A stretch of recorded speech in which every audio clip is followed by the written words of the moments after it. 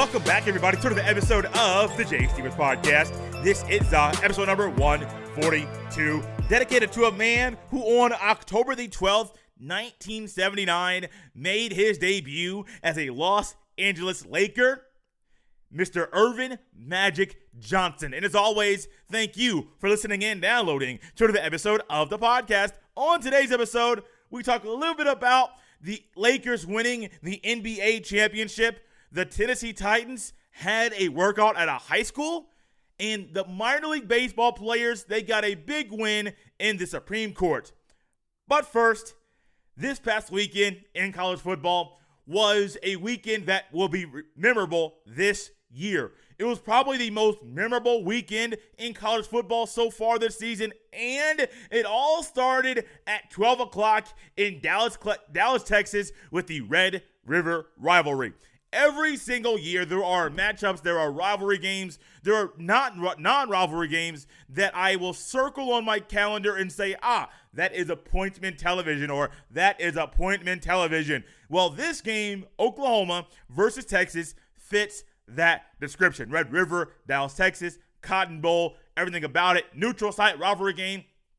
Jay Stevens is here for every second of it. As I say that, that's me going into the game. During the game, about 5 minutes left, I believe Texas was down 14. I turned the game off. I said, you're down 14 with 5 minutes left. I going to the game, I thought Sam Ehlinger more than I trusted Spencer Rattler. And I was like, Sam Ehlinger, you've been at Texas for a long time. Some Texas fans are calling for Shane Buechele to come back, to leave SMU and come back to play for the Longhorns. And game over, 14 points down, 5 minutes left. Let me go to CBS to watch Tennessee and Georgia, because I'm sure that game will start off a whole lot better than the way this game is currently ending. Well, that game didn't start off pretty well. There was a botched snap went over the quarterback's head. Touchdown for I believe it was for Tennessee. I believe that ball went. I believe Georgia was on offense. Tennessee recovered the fumble snap in the end zone for a touchdown. Could have been the other way around, but I believe it was that particular way. And then all of a sudden, I got on Twitter, and Twitter says, not in these words, but they're saying, Jay, go back to Fox. Go back to Fox. I'm thinking, what are you talking about? They ain't over with. Ain't no way that they're going to come back from this. Well, they did. I remember watching that game off and on. I watched quite a bit of it, but as I'm watching it, very sloppy play. My goodness. Texas, Oklahoma, you guys are better than this. You guys recruit talent better than this. You guys are coaches that are better than this. You are better than the way you're playing. Don't stoop to this level. How bad were they playing? Well, third down efficiency. I'll just talk about a few stats. I won't talk about all of them. But third down efficiency. Texas, 6 for 17. Oklahoma, 8 for 19. Not hot. Not very hot at all. Penalties-wise, Texas had 10 penalties for 86 yards. Oklahoma had 11 penalties for 121 yards. Texas, 3 turnovers.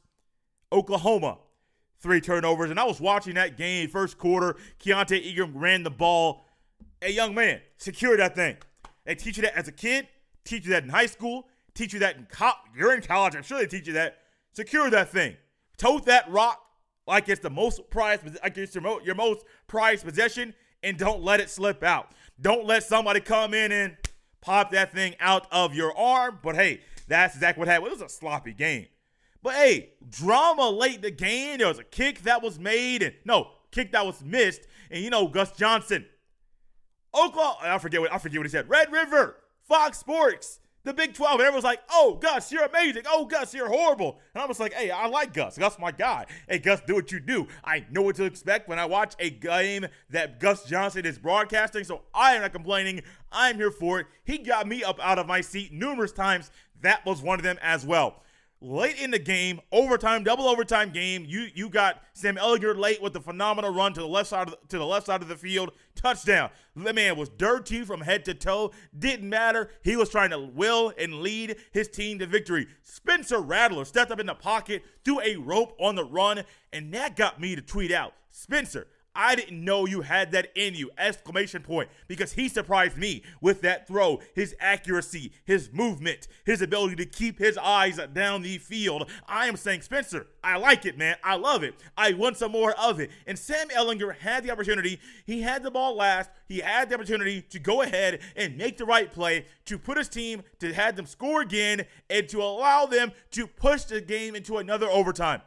This man threw an interception, right side of the end zone, pick, INT, game over, and there was plenty of drama. I don't have enough time to discuss drama from beginning to end of this game. All I got to say is Red River drama. Red River did not disappoint, and I love every second of games like this. Hey, we have schools that haven't even played yet.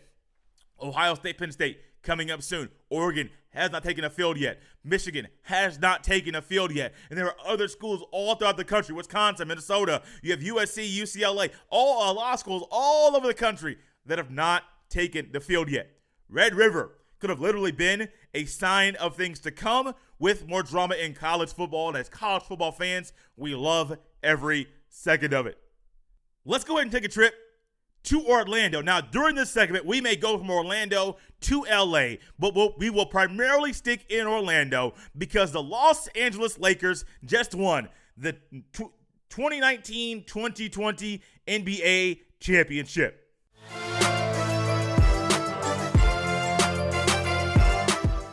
Yes, that is correct. The Los Angeles Lakers are the NBA champions of the 2019-2020 season. Before the season even started, many people around the league, even myself included, believed either the Lakers or the Clippers would be in the finals. Even after the NBA shut down and then they restarted, many people still believed the team representing the Western Conference would be the Lakers or the Clippers. Once the playoffs started, after the seeding games, many people but less thought that it would be either the Lakers or the Clippers. We saw the Clippers have trouble forming chemistry. And then we were reminded about how Doc Rivers coaches in the playoffs, in the postseason. And we were thinking, wow, will the Lakers really do it? Will LeBron really lead this team to victory? Will AD actually be a guy that is a phenomenal number 2 to LeBron being the number 1? Will we see the team do things that many people thought would not be done this year? Yes, they did. They did it. Many people thought it wouldn't take a game 6 to do that, but it did. No matter how long it took, they still left Orlando holding up that Larry O.B. And my goodness, the smiles, the hugs, the cheers, seeing Jeannie Buss, Rob Pelinka, LeBron, and everybody else talk about what this meant to them and the struggle and the shutdown that are coming back and the bubble and over 100 days. All the details about this very event. Hey, guys, hand clap. Hand clap. You guys deserve it because this season, not for the faint of heart, and you guys came out victorious. I am so happy that the Lakers won this championship because of the story. You know, me as a host, I like stories. I like all this stuff. But aside from the story of just the Kobe aspect of it, which many people are harping on, talking about, and even the Lakers in their huddles, once they leave, once they break that thing, they say 1, 2, 3 Mamba because they know they can't fully understand and grasp what Kobe meant to this franchise, but they can in their head say, oh, whoa. Kobe is so important. We can do this for Kobe. I mean, we grew up watching Kobe. Some of us played against Kobe. Some of us had fierce battles against Kobe. We can do this for Kobe. Kobe, unfortunately, he's no longer here, but we can use Kobe Bryant in his life and playing like the Black Mamba to propel us and to push us to be victorious at the end of the season. Let's go back to game number 1. My goodness. Game number 1 of the season. Lakers and Clippers. And after the end of that game, you were either on your side or you're on your side. It's rare that one game was going to push you. Oh, I was going for the Lakers, but now I think the Clippers are going to be in the finals. Or I was going for the Clippers, but now I think the Lakers are going to be in the finals. I don't believe that after that one game, that changed you and altered your mindset and altered how you viewed that game, that matchup, because it was just one game early in the season. Around this time, let's think about this. This season basically took an entire year to start from start to finish. An entire year. Now, I'll get into a little bit about the NBA and what I think next season is going to be in a second, because I think that's still up in the air, and Adam Silver has no idea what's going to happen. He sees the NFL, he sees the Major League Baseball, he saw what the NHL did. He has no idea, I truly believe, no idea when the next season is going to start. But you go into game number one, you go all through the season. The ups, the downs, the tests, the battles, the injuries, the players that were emerging. Alex Caruso, who is a fan favorite, a guy that Lakers fans will be talking about for years and years and years to come. And you have LeBron, you have Anthony Davis. You go to the coaches. Yeah, Frank Vogel's the head coach, but right next to him is Jason Kidd, and everybody believed and thought that Jason Kidd was going to be the next coach, and Frank Vogel was just kind of a stopgap, a guy that was here to get them from right now until the next thing. And Frank Vogel's like, I don't care if Jason Kidd's next to me. I don't care if Jason Kidd is a coach that y'all think should be the next head coach of the team. Yeah, he's an assistant for a reason. I'm the head coach for a reason. I call the shots. Jason Kidd, a phenomenal basketball mind, but there's a reason why. They hired me to be the head coach, and they hired Jason Kidd to be the assistant. So there was so much drama. Some was started by the media. I may or may not have been part of that as well. I don't remember everything that I have said during that time period, so I cannot say that I am exempt from being a part of that category. You had players being added mid-season, Dion Waiters, J.R. Smith, and other things that go on with this team, with this franchise. Lo and behold, they get to the finals. I could talk about everything in between Kobe passing away in January and how emotional it was for that franchise. Talk about the league shutting down in March until them restarting late July, and how you go full-on basketball to a complete halt to having to get your body ready for basketball again quickly. That's not easy. That's a task in and of itself, not just for the Lakers. They should be commended for, but also every other person that played, of the 22 teams that played and came back to resume the season. They deserve to be a part of it as well. That boycott situation that happened where they didn't want to play and they voted not to play, but everybody else in the league wanted to play, and LeBron wanted to leave. But when nobody wanted to follow LeBron changed his mind, because, LeBron wants to lead. He wants to be the focal point, the leader. Oh, follow me. What? Oh, y'all don't want to follow me? Hold on. What's going on outside this bubble is more important than what's going. Hold on. Y'all want to play the season? Y'all want to keep on going? Y'all don't want to stop, and y'all don't want to stop doing what you're doing and go back home and go to your wife and kids. Man, I miss Savannah. I miss all this stuff. Eventually, after that video came out, I wanted to whoop Bronny. I mean, I miss that. I miss my babies. Y'all don't want to follow me? Y'all don't want to follow. Y'all don't want to follow what y'all call me, the king. I don't call that man the king. I ain't calling that man the king. You crazy? Y'all want to follow me? Oh no, y'all don't. Oh, okay. Okay. Let's resume the season. That's basically how it seemed to me. Once somebody wanted to follow LeBron, and once somebody wanted to say, "Oh, LeBron, we're gonna follow you. You're my leader. You're my man. Let's go." Once somebody said they wanted to follow LeBron changed his mind real quick. From that part in the season, in the restart until the test that happened right now, where it seemed like Jimmy Butler was just playing out of his mind, open gym style Jimmy Butler. Going back to the days 2 years ago where Jimmy Butler was Jimmy Butler and the third string guys played the starters in a scrimmage, and Jimmy Butler and his team won. The fighter, the guy that says, "I'm not backing down for nobody," in that kind of a test. We all knew that the Lakers were the better team. They might not have had the best togetherness as a team. They may not have had the best unit where everybody was all in on one accord as a team. But we all knew the Lakers' talent was better than the Heat.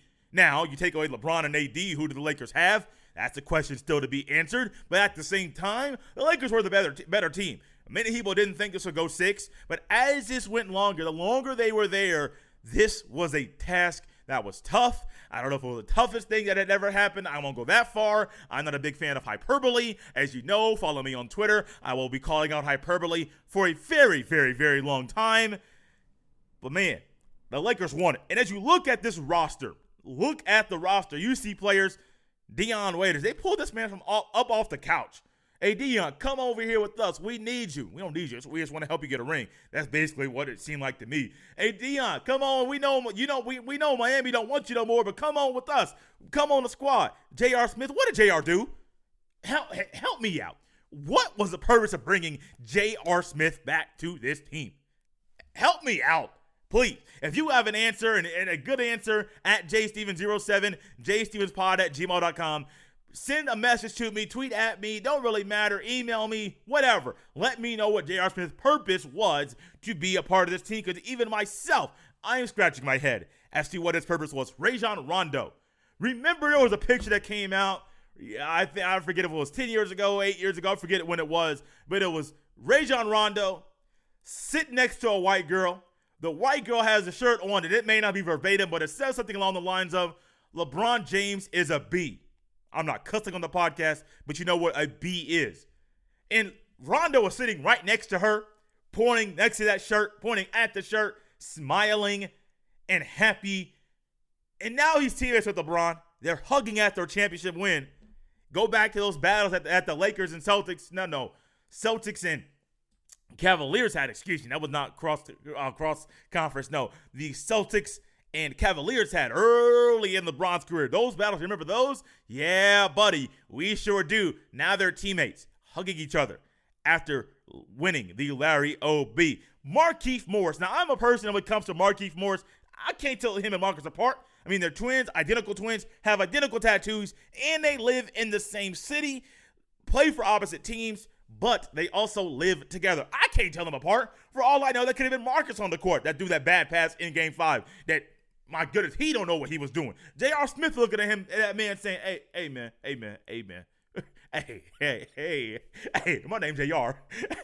I had LeBron become a meme because of the way he looked at me after me not having a good court awareness and clock awareness and time management skills. What you doing, bro?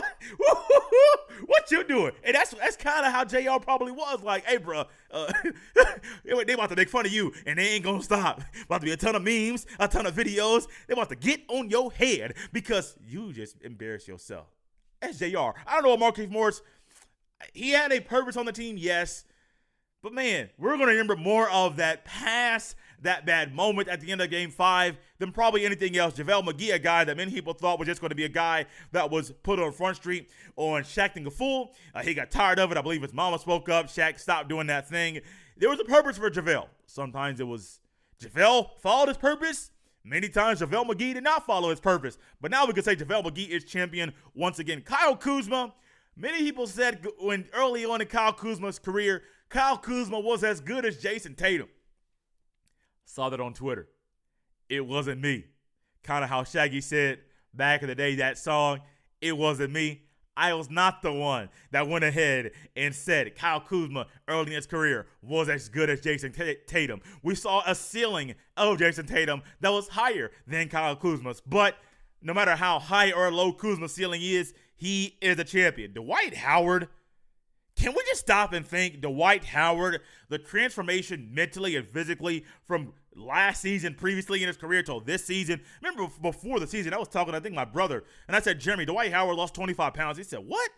He said, Dwight don't have anywhere to lose 25 pounds. Now, my brother's in he's a physical trainer, personal trainer, and so he's all about the human body and how it evolves and, transforms, not evolves, how it transforms. And I said Dwight Howard lost 25 pounds, and he was like, there's no way.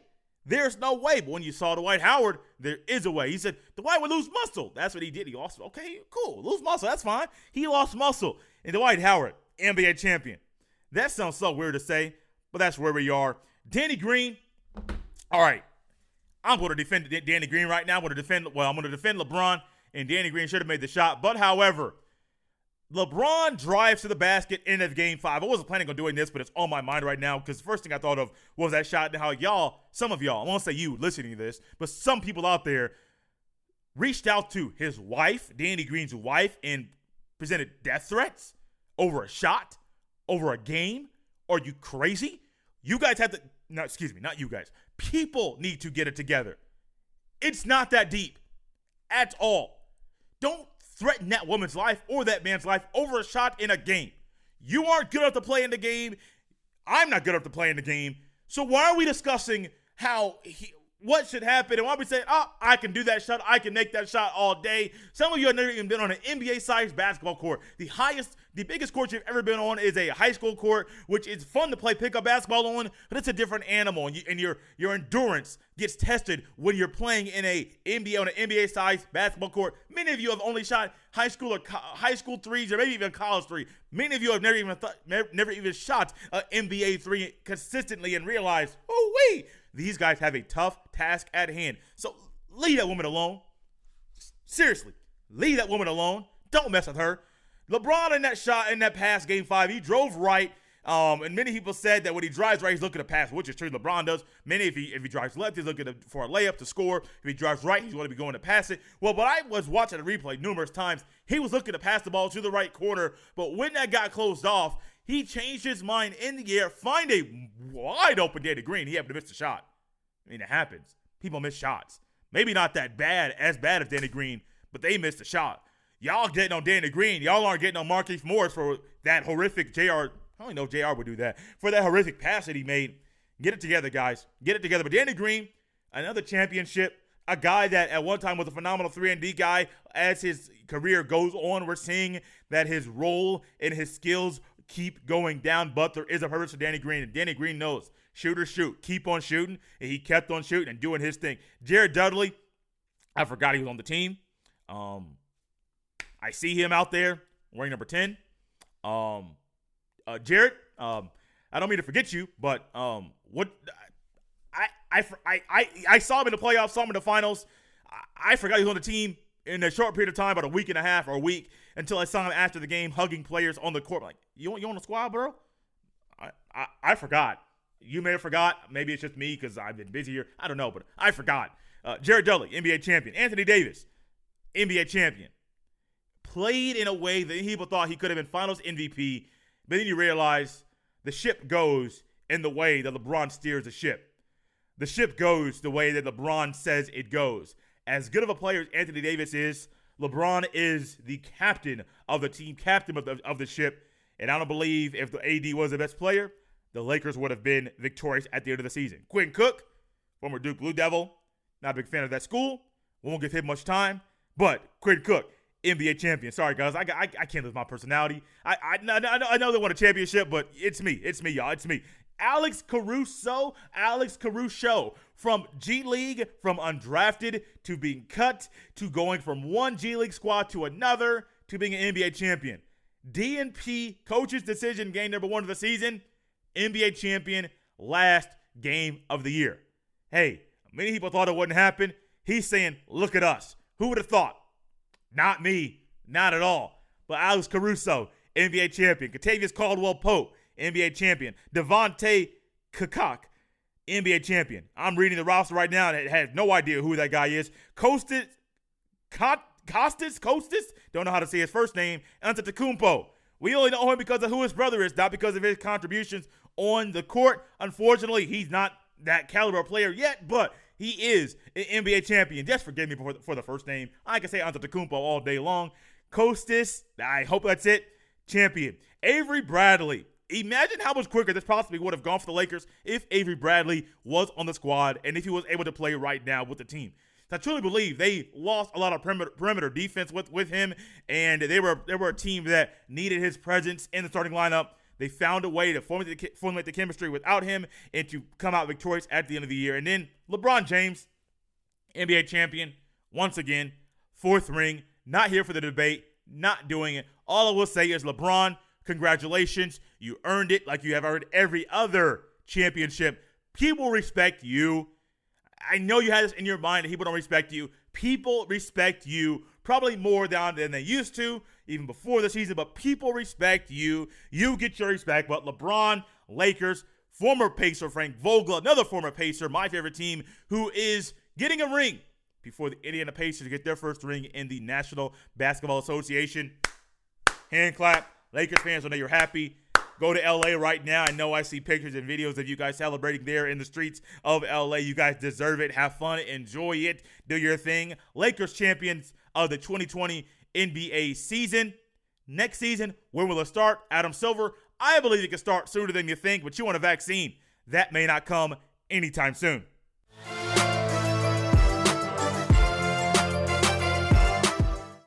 Something tells me that the students that go to Montgomery Bell Academy there in Nashville, Tennessee, did not expect to see Tennessee Titan football players at their school practicing on October the 7th.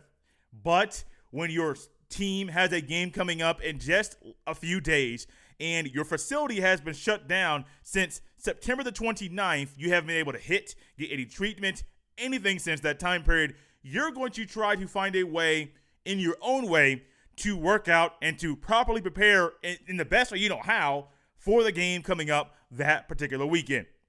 However, the NFL has stated that things like this cannot go on. The NFL has stated that once your facility is shut down, that means nothing on-site, off-site, or anywhere can happen simply because we are trying to take control of COVID-19 in the best way that we know how.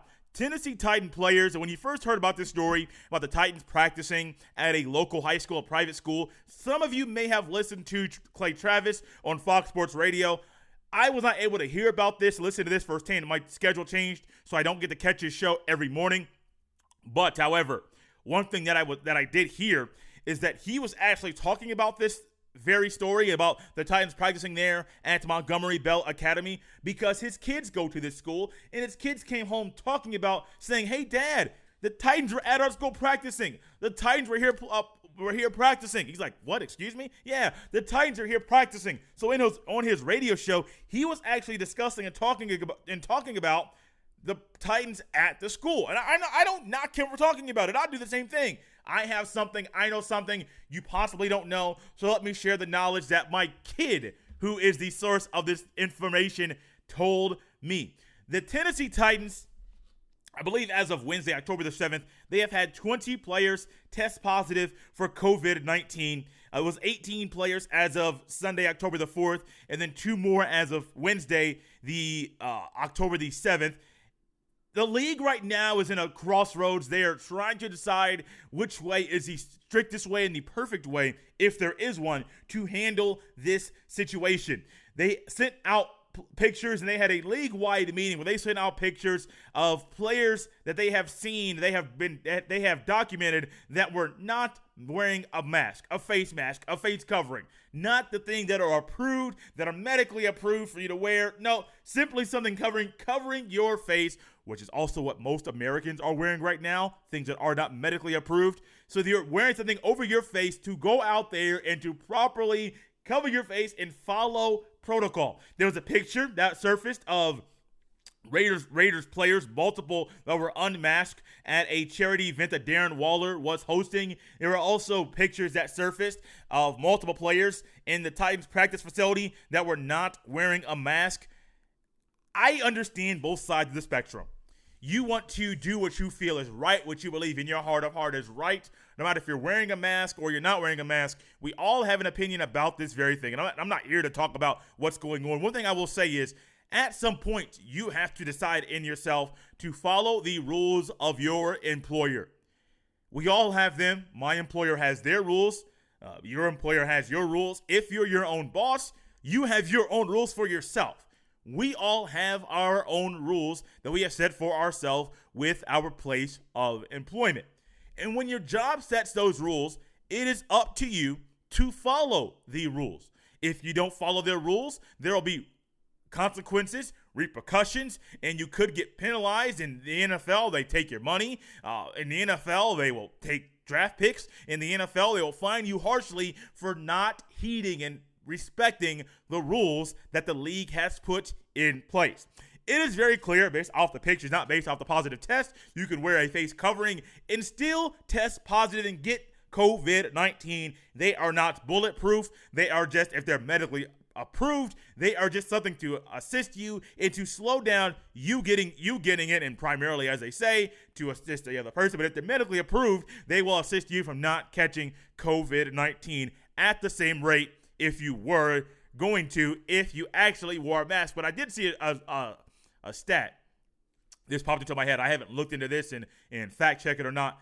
But it was a study that came out that said if you weren't wearing a mask at all or rarely wearing one, you didn't get the virus as often. Less people got the less mask wearing you had, the less likely you were to get the mask, the more mask wearing, the more likely you are to get COVID-19. I haven't fact checked that, so don't say Jay's wearing for gospel. I'm just literally spitballing right now, just saying if that is true, maybe we were told something false. Not saying that social distancing is wrong, but maybe there are protocols that are out there. They're not the protocols they should be tighter. Literally, maybe they should be tighter with the mask wearing. That is possibly. Not saying they should be. They shouldn't be. Maybe they should be tighter.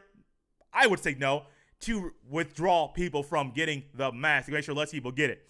But if I'm the Titans, the Tennessee Titans, I would view this literally the same way that offensive lineman Roger Saffold viewed it. And he had this quote that he tweeted out on Wednesday, quote, "Guys just don't work out for fun. This is for their livelihood, their family, their opportunity. Say what you want, but I'm standing for my team always," end quote. If you're telling me I have a football game coming up, football game scheduled against I believe it was against the Buffalo Bills on October the 11th, and my facility was shut down on September the 29th due to positive cases. With football, it's physical, very physical. We describe them, I describe them. Sometimes you describe them as mini car crashes. Don't you want your body to be properly conditioned to take that type of bruising and beating during a game? Don't you want your players, if you're the league, wouldn't you want your players to properly be conditioned for that very thing? Wouldn't you want them to find a way to have a way to practice so they can actually get together as a team and hit a little bit and do the things that are proper for them to properly prepare for a game, not just mentally, but physically? I think it's worse for a player to not practice for 2 weeks and then play football at that level or any level than it is for them to not wear a mask. Let's be honest now, guys. Let's be honest. You want to see some long-lasting health problems? Let somebody go a week and a half or 2 weeks without playing football, no hitting, no practice, no physical competition, no running, no nothing. And then all of a sudden say, oh, go on the field and let's go ahead and practice. Let's play this game. You're going to be asking for the list of injuries to be exponentially longer than they normally are. At the same time, I understand some of you are for wearing masks. Some of you are not for wearing masks. Many of you, probably more than not, have gone out and done something recreationally over the past few months as your local areas have allowed you to, because you want to. Your mentals need you to. It's a part of life. And some of you wear masks. Some of you do not wear masks. Some of you say, oh, we got to wear masks to go ahead and live our lives. Do you realize, one thing I will say, this virus ain't going nowhere. It's not. We have had vaccines for viruses for years. They don't go anywhere, and we still lose 60, 70, 75,000 people yearly, sometimes 100,000 yearly from viruses, 100,000 plus. And you're saying, oh, a vaccine is going to slow this thing and make it go away. I personally don't believe so. I don't at all. I'm for the Titans. I don't like that they broke the rules of the league. But one thing I will say is this. You have to properly prepare for a football game. You have to properly do that, not just being with your team physically, but also mentally, and walkthroughs and reps are needed. You need to throw the ball. You need to run the ball. You need to make those cuts. You need to get out of your stance. You need to do all the football things to properly prepare you for a football game. Maybe, just maybe, the NFL is taking the protocol of the virus way more harshly than they are proper preparation for a football game. I'm not saying yes. I'm not saying no. But I'm saying proper preparation for a football game is very vital right now to the human body. If you don't properly prepare for a football game, honestly, I believe it's more detrimental long-term than the virus would be. Don't want to be controversial, just saying something that's plain and clear. These players, let them practice. Let them play. More restrictions, I personally believe, will lead to more things going up as far as more hospitalizations. But wait, we haven't seen hospitalizations. We have seen positive cases go up because we're testing literally everybody. People that aren't sick. People are getting tested in school that have no issue. We're testing everybody. More tests, more positive cases, less hospitalizations, less people are passing away. Yes, there will be casualties, unfortunately. But some things we can help. Some things can possibly be stopped. The Titans had a decision. They went along with that. There will probably be a punishment because they went against the league's rules. I'm not always for going against the rules. I'm not for going against the rules, but in this situation, the Titans had to find a way and say, hey, if we get fined, if there are repercussions, if there is an issue with us practicing and properly preparing for a game in the way that we can, so be it. They would rather go out and practice and prepare for a game and break rules by doing it than to not practice at all and to put their body in a worse situation than they would be. Week and a half, almost 2 weeks without being at your facility. Basically 2 weeks, because the last time they would have been there would have been for a game. So 2 weeks, nothing, and all of a sudden play a game. That's harsh, buddy. That's really, really harsh. Not good at all in my book. The whole mask and no mask thing, that's your personal thing. I'm gonna tell you what to do. I hope you don't tell me what to do. I think it's your own choice on how you govern and how you do your body with something that's not with something that's for you. Something that's for you in this situation only. Every situation is different, but before this, make your own decision. Do that. But if your boss tells you to do something, and you don't do it, probably get fined for it. I'm expecting, a surprise it hasn't happened yet, but I'm expecting for the Titans to be fined or to have some type of penalty or punishment for them breaking the rule. But I do understand it. Why? They got to do something to prepare for a game, guys. That's what they did. There's a punishment. So be it. Let's go ahead and move from a situation that many people will say, oh, I like it. Oh, I don't. Oh, why'd you bring that up? Oh, I'm tired of hearing about that story. To a situation that I'm pretty sure many people will agree with and say, yeah, Jay, that makes sense. Minor League Baseball, I am on your side. Major League Baseball, sit down. Don't keep going.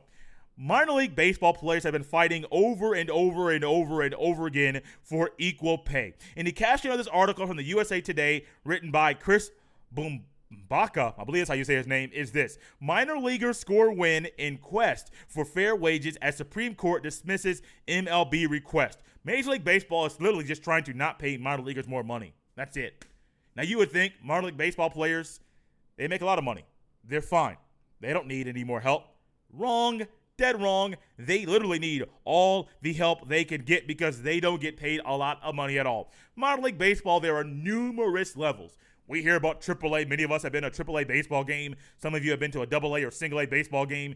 You have fun in the summer. Go to the game. Sometimes they have free days. Sometimes they have free popcorn. Sometimes they have just different promotions to get more people and to make it a very family-friendly event. Well, going to the game is fun. But once you realize how much these players are not getting paid, you'll be wondering, why is that the case? Why are they getting paid that little? In MLB, why in the world are you being so stingy? Minor league players make less than the national $7.50 minimum wage. The 2020 minor league season, canceled due to the coronavirus, would have paid players between $400 to $700 per week played, depending on level, and does not include spring training participation. Let that one sink in. Literally, let that sink in. Make less than the national minimum wage. You're playing a sport at a level in an area with a league that is owned and governed by a league that can pay them a lot more than that. We have state-of-the-art everything. Seems like every time you look around, something else new is going up in a baseball stadium. A renovation, new locker room, new training facility, new workout facility, spring training facility. There's money everywhere. And as I was thinking about this as well, this isn't really sports related, but think about all the money that's been spent just for COVID-19 stuff. The testing, the hospital, how much money is being paid to these hospitals based off what goes on, what they are reporting, either hospitalization, a death, or even a positive case. Think about all of the money that has been given to them just for that reason. Think about all of the money that has been utilized. We just talked about the NBA, that the NBA and ESPN and other places have spent, literally TNT, have spent there in Orlando in the bubble. Think about all the money that is out there. We have people that could utilize a better education, that teachers deserve a higher salary, that people deserve better. Now, they're striving for better, but sometimes the money isn't there, and so they're working against themselves in some places, in some ways, in some people's eyes. Not saying my eyes, in some people's eyes. So all of a sudden we have we got all this money. You want to tell me we got a coin shortage? Cut that nonsense out. Just stop. Just forget it. Ain't no coin. You won't have a hard time convincing Jay Stevens that there is a coin shortage in America. We go months without nothing, and all of a sudden, we come back. There ain't no coin. You got to use a card. Excuse me? What? What are you talking about?